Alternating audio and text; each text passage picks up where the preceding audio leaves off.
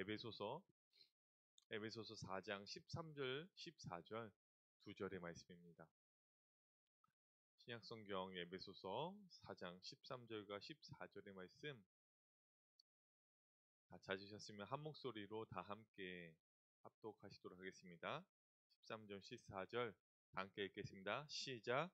우리가 다 하나님의 아들의 믿는 것과 아는 일에 하나가 되어 온전한 사람을 이루어 그리스도의 장성한 분량이 충만한 데까지 이르느니 이는 우리가 이제부터 어린아이가 되지 아니하여 사람의 괴술과 간사한 유혹에 빠져 모든 교훈의 풍조에 밀려 요동치 않게 하려 함이라. 아멘. 오늘 본문 말씀을 중심으로 성숙한 그리스도인은 누구인가? 어떻게 하면 성숙한 그리스도의 장성한 분량에 충만한 데까지 이르는 성숙한 신앙인이 될 수 있는가에 대해 본문을 통해 말씀을 선포하도록 하겠습니다. 제가 7살짜리 아들과 5살짜리 딸을 키우고 있는데요. 부모 입장으로서 이 아들, 딸을 키울 때 가장 속상한 게 몇 가지 중에 하나가 뭐냐면 아이들이 잘해야 되는데 잘하지 않을 때예요. 그 나이에 맞게 무엇인가를 배우고 성장해야 되는데 성장이 더딘 걸 보면은 나도 모르게 저도 모르게 그 마음이 아픈 것을 느낍니다. 자녀는요, 자라야 할 때 자라지 않을 때 단지 어떤 육신적인 성장뿐만 아니라 나이가 먹어도 어떤 지적인 능력, 정신적인 부분, 어떤 인격적인 사회적인 부분이 자라야 되는데 그것이 자라지 않으면 부모는 참 마음이 아픕니다. 오늘 본문은 그리스도인의 영적인 성장에 대해서 말씀하고 있는데 구원받은 성도도 구원받았다면 그리스도 안에서 성장해 가야 함을 분명히 말씀하고 있습니다. 구원받은 성도가 성장해도 되고 성장하지 않아도 되는 것이 아니라 오늘 본문에서는 마땅히 자라가야 한다라고 명령법을 사용하며 말씀하고 있어요. 또 다음 주에 살펴볼 15절 말씀에서도 너희가 사랑 안에서 범사의 그에까지 자랄지라 반드시 자라야 돼라는 이 명령법을 사용하면서 우리가 태어난 즉 거듭난 성도는 반드시 성장해야 됨이 우리의 사명임을 말씀하고 있습니다. 단지 육신의 성장도 단지 시간이 지난다고 성장하지 않아요.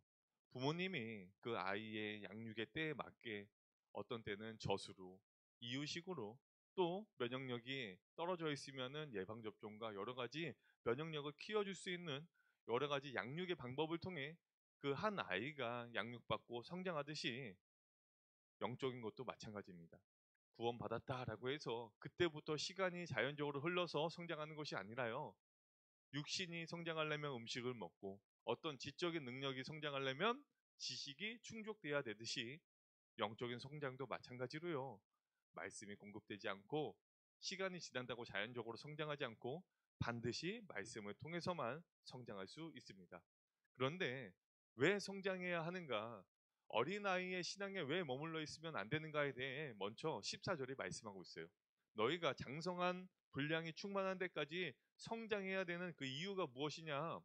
14절 말씀이 먼저 이렇게 말씀하고 있습니다. 그럼 어린아이의 신앙의 특징이며 우리가 성장해야 되는 이유가 14절 말씀인데요. 14절 말씀 다 함께 읽어보겠습니다. 시작! 이는 우리가 이제부터 어린아이가 되지 아니하여 사람의 괴술과 간사한 유혹에 빠져 모든 교훈의 풍조에 밀려 요동치 어린아이의 신앙의 특징이 두 가지가 14절에서 말씀하고 있어요. 왜 어린아이 신앙에 머물러 있지 않고 너희가 신앙이 성숙한 그리스도인이 되어야 하냐? 어린아이의 신앙은요. 첫 번째로 사람의 괴술과 간사한 유혹에 쉽게 빠집니다. 이 말은 무엇이냐? 어린아이의 신앙에 구원받았을지라도 이 신앙이 성숙하지 못하고 어린아이에 머물러 있다라면 첫 번째 사람의 괴술과 관사한 유혹에 빠진다라고 말씀하고 있는데 사람의 괴술은요 어떤 속임수 사기 사람들을 속여 신앙에서 멀어지게 하는 것들을 총체적으로 말하는 것이 사람의 괴술이에요. 특별히 교회와 목회자에 대한 부정적인 이야기를 통해 하나님과 멀어지게 만드는 목회자에 대한 교회에 대한 부정적인 생각을 하게 하는 이 사람의 괴술. 또 인본주의적인 사고와 판단들, 신본주의와 반대되는 내 생각과 판단으로 이야기하는 괴수들, 또한 그뿐만 아니라 어떤 특정한 사상과 이념들에 창념되어 있어서 그런 것들을 주입시키는 것, 이런 것들이 총체적으로 사람의 괴술에 해당됩니다. 그럼 간사한 유혹은 뭐냐? 이 유혹은 미혹이라는 단어를 똑같이 사용되고 있어요. 우리가 잘 아는 것과 같이 복음이 아닌 다른 복음으로, 겉은 복음인 것 같으나 그 속에는 잘못된 비진리가 섞여 있는 피 섞인 우박의 비진리를 통해 복음을 떠나게 만들고 하나님을 떠나게 만드는 이 거짓 선지자들의 말을 간사한 유혹입니다. 즉 진리를 왜곡시키는 이단의 교리들, 양의 옷을 입고 나오는 속에는 노력하는 이리와 같은 자들의 말들이 간사한 유혹이에요.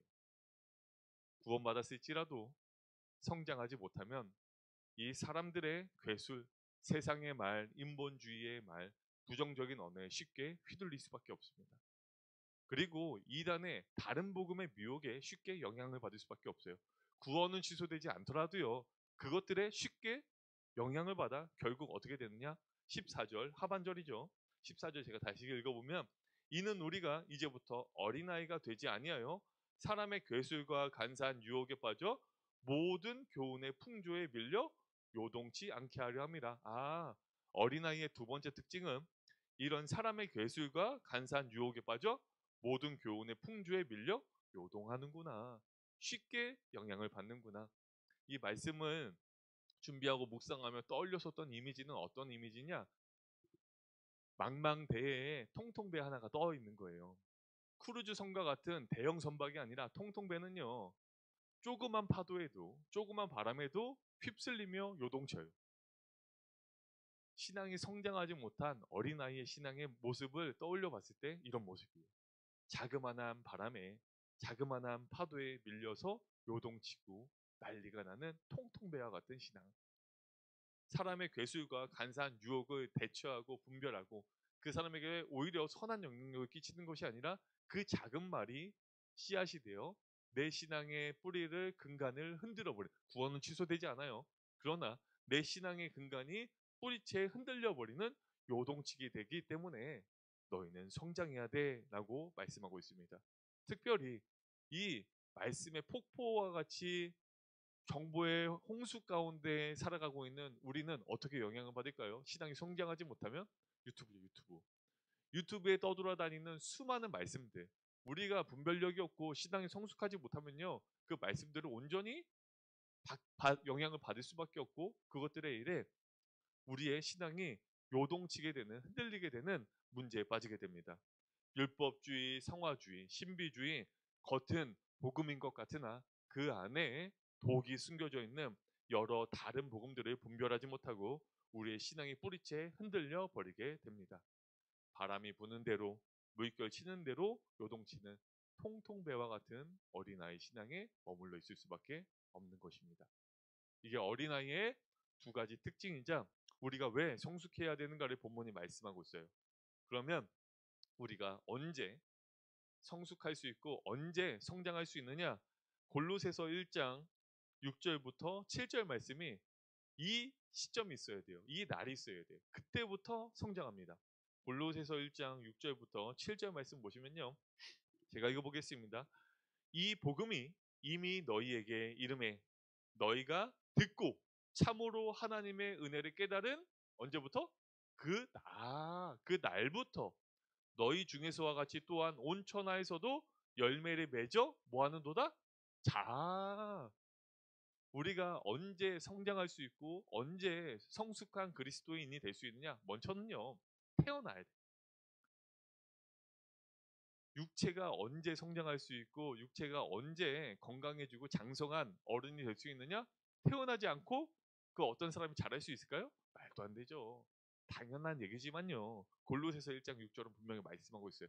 언제부터 우리가 온 천하에서 열매를 맺어 자라납니까? 이 복음이 이미 너희에게 이름에 복음을 듣고 참으로 하나님의 은혜를 깨달은 날, 복음을 듣고 죄사함 받고 의롭게 되어 거듭난 날, 나의 영적인 생명을 얻게 된 그 날부터 우리가 자라가게 됩니다. 그리고 그 다음에 우리가 어떻게 성장할 수 있느냐? 7절이에요. 골로새서 1장 7절. 이와 같이 우리와 함께 종된 사랑하는 에바브라에게 너희가 뭐 했나니? 배웠나니. 무엇을 배웠을까요? 세상 지식을 배웠을까요? 어떤 학문을 배웠을까요? 아니요. 그는 너희를 위하여 그리스도의 신실한 일꾼으로서 에바브라에게 골로새 성도들에게 하나님의 말씀을 가르쳤을 것입니다. 즉 언제 우리가 성장할 수 있느냐? 하나님의 은혜 즉 복음을 듣고 거듭난 날부터. 언제 우리가 성장할 수 있느냐? 에바브라와 같은 그리스도의 신실한 일꾼인 이 사람들을 통해, 목자를 통해, 목회자를 통해 말씀을 배움으로 우리는 성장할 수 있습니다. 그런데 어린아이다라는 것은 태어났다라는 거예요. 그런데 어린아이다라는 것은 말씀으로 양육을 받지 못해서 성장하지 못했다라는 것입니다. 그럼 오늘 본문 다시 4장 13절 말씀 보겠습니다. 성숙한 그리스도인이 되려면, 성숙한 그리스도인이란 13절 다시 한번 읽어보겠습니다. 제가 우리가 다 하나님의 아들을 믿는 것과 아는 일에 하나가 되어. 어떻게? 하나님의 아들을 믿는 것과 아는 일에 하나가 되어 온전한 사람을 이루어 그리스도의 장성한 분량에 충만한 데까지 이르리니라고 말씀하고 있어요. 그런데 13절 시작이 어떤 특정한 목회자들, 신학교 교수들, 사역자들, 리더들만 해당되는 게 아니라요. 13절 어떻게 시작하고 있죠? 다시 한번 읽어보겠습니다. 시작. 우리가 다 하나님의 아들을 믿는 것과 아는 일에 어떻게 돼요? 맞아요. 목회자만이 아니에요. 사역자만이 아니에요. 리더들만이 아니에요. 우리가 다 하나님의 아들을 믿는 것과 아는 것에 하나가 되어 그리스도의 장성한 분량에 이를 때까지 성장해야 돼요. 구원받았다면, 구원받은 성도라면 하나님의 아들을 믿는 것과 아는 일에 하나가 되어 그리스도의 장성한 분량에까지 성장해야 된다라고 말씀하고 있습니다. 그리고 여기서 성장의 목표점까지도 분명히 얘기하고 있어요. 그 성장의 목표가 어디냐? 그리스도예요. 그리스도. 그러면은 이 땅 가운데 살아가면서 우리의 성장이 멈출 수 있을까요? 없을까요? 없어요. 우리는 이 땅에서 완전 성화는 될 수 없지만 하나님께서 말씀을 통해 우리에게 성장의 목표를 분명히 말씀해 주셨어요. 어떻게? 그리스도에까지 이를 때까지.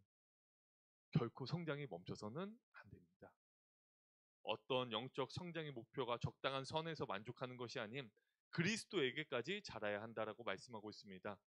구원받고 믿음 안에 사는 날 동안 우리의 신앙의 목표는 주님인 거예요. 이 땅에서 완전 성화는 될 수 없습니다. 그러나 성숙의 목표는 주님을 닮아가야 한다라고 최고의 목표를 우리에게 제시하고 있는 것입니다. 즉 천국 가는 그날까지 계속해서 자라가야 하는 것이 그리스도인의 사명이자 우리에게 말씀하신 명령이에요. 그런데 왜 성장하지 못하느냐? 아까 말씀으로 계속해서 공급받지 못하고 말씀으로 양육받지 못해서 성장하지 못한 거예요. 그 말씀이 히브리서 5장 12절 14절 이렇게 말씀하고 있어요. 신앙생활을 10년, 20년, 40년, 60년, 70년 일평생 해도 구원받고 나서 신앙이 멈춰있는 사람들이 있어요. 왜 그러냐? 말씀으로 양육받지 못했기 때문에, 하나님의 은혜를 깨달은 그 날이 없기 때문이에요. 그래서 그런 자들에게, 구원받았지만 신앙이 성숙하지 못하고 성장하지 못하는 이들에게 하시는 말씀이에요. 히브리서 5장 12절. 때가 오래므로 너희가 마땅히 선생이 될 터인데, 너희 구원받고 때가 오랫동안 지났어. 신앙생활 40년, 60년, 70년 하지 않았어? 근데 너희가 선생으로서 다른 사람에게 말씀을 가르쳐야 되는데 너희가 다시 하나님의 말씀의 초보가 무엇인지 아직도 누구에게 가르침을 받아야 할 것이니 젖이나 먹고 단단한 식물을 못 먹을 자가 되었도다. 대저 젖을 먹는 자마다 어린아이니 의의 말씀을 경험하지 못한 자요. 수준 높은 말씀으로 양육받지 못한 자요. 14절. 단단한 식물은 장성한 자의 것이니 저희는 지각을 사용함으로 연단을 받아 선악을 분별하는 자들이니라. 아, 우리가 어떻게 성장할 수 있느냐? 말씀을 받아야 돼요. 어떤 말씀? 의의 말씀. 우리를 성장시키는 말씀으로만 우리는 성장할 수 있습니다. 그리고 베드로전서 2장 1절과 2절 말씀 이렇게 말씀하고 있어요. 그러므로 모든 악독과 모든 괴율과 외식과 시기와 모든 비방하는 말을 버리고, 이 베드로전서 2장 1절에 누구에게 해당되는 거냐? 아직 어린아이 신앙에 머물러 있는 사람들의 특징이에요. 모든 악독, 모든 괴율, 외식, 시기, 모든 비방하는 말. 그런데 2절, 갓난 아이들 같이 순전하고 신령한 젖을 사모하라. 이는 이로 말미암아 너희로 구원에 이르도록 자라게 하려 함이라. 여기서 구원은요, 영혼 구원, 영화 구원이 아니라 성화 구원이에요. 분별하시죠? 아, 너희 순전하고 신령한 젖, 온전한 복음의 말씀 사모해서 이것으로 말미암아 너희가 성화 구원, 성장하도록 구원에 이르도록 자라게 하려 함이라. 어떻게 성장할 수 있어요? 말씀을 통해서만. 그렇다면 오늘 이 본문 말씀과 히브리서 베드로전서 말씀을 통해 영적 성장의 분명한 원리를 말씀하고 있어요. 10년, 20년, 50년, 일평생을 신앙생활에도 신앙이 성장하지 못하는 이유는 첫 번째, 아직 하나님의 은혜를 깨달은 날이 없기 때문에, 구원받고 나서 말씀으로 계속 양육받지 못하기 때문에 신앙이 머물러 있는 거예요. 육신의 성장도 멈춰 있는 아이들을 보면 마음이 참 답답하고 속상한데, 부모로서 구원받은 성도들이 그 신앙이 침체되어 있고 정체되어 있으면 그런 모습을 보는 하나님의 마음은 어떨까요? 얼마나 아프실까요? 이 말씀은 어떤 특정 목회자들이나 리더에게 국한된 말씀이 아니라 구원받은 성도는 모두에게 해당되는 반드시 성장해야 함을 말씀하고 있습니다. 오늘 적용하며 마치도록 하겠습니다. 나는 구원받은 이후로 계속해서 성장하고 있는가? 신앙이 진보를 이뤄야 돼요. 작년의 나의 모습과 10년 전의 나의 모습과 한 달 전의 나의 모습이 달라야 돼요. 어떻게 다르고 어떻게 성장할 수 있느냐? 다른 것이 아닙니다. 의의 말씀을 통해서만 우리 신앙이 성장할 수 있습니다. 그렇다면 나는 장성한 성장한 그리스도인이 되어 다른 사람에게 말씀에 선한 영향력을 끼치며 말씀을 가르치고 있는 사람인가? 아니면 아직도 말씀의 초보를 벗어나지 못해 누군가에게 말씀을 받아야만 나의 신앙을 지킬 수 있는 사람인가? 다른 영혼들을 돌보고 양육시킬 수 있는 일꾼으로 쓰임을 받고 있는가? 순전하고 신령한 젖을 사모하여 말씀의 선생이 되어 영혼을 구령하고 말씀으로 양육하는 일에 쓰임받는 저와 성도님들 다 되시길 주님의 이름으로 축복합니다. 기도하겠습니다. 사랑과 은혜의 하나님, 복음을 듣고 참으로 하나님의 은혜를 깨달은 날부터 거듭난 주의 백성들이 오늘도 영적 성장의 자리인 말씀과 기도의 자리로 인도하여 주시고, 오늘도 말씀을 통해 영적 성장의 원리를 알게 하시니 감사합니다. 어린아이와 같은 신앙에 머물러 있어 하나님께 근심이 되는 주의 자녀들이 아닌 말씀을 통해 장성한 그리스도인들이 되어 말씀을 가르치고 양육하는 복음의 일꾼들로 주님께서 친히 사용하여 주시옵소서. 순전하고 신령한 복음이 선포되는 성상교회에서 단단한 식물을 감당하게 하시고 이단을 대처하고 세계로 선교하는 그 일에 우리를 사용하여 주시옵소서. 특별히 여러모로 혼란스러운 상황 가운데 말씀을 통해 영적 지혜를 갖게 하시고 사람들의 어떠한 말들과 인본주의적인 사상에 의해 휘둘리지 않고 세상 정세와 내 삶 가운데 주어진 사건들을 분별할 수 있는 하늘의 지혜를 허락하여 주시옵소서. 교회의 요소가 분명한 성상교회 안에서 약속의 복을 받아 누리는 우리 모두가 되게 하여 주시옵소서. 감사드리오며 교회의 머리 대신 우리 구주 예수 그리스도의 이름으로 기도드립니다. 아멘. 함께 말씀을 기억하시며 각자의 기도 제목과 교회와 목사님과 특별히 29주년을 맞아 교회를 위하여 특별히 감사하며 쓰임 받는 우리 교회가 되길 기도하고 돌아가시도록 하겠습니다.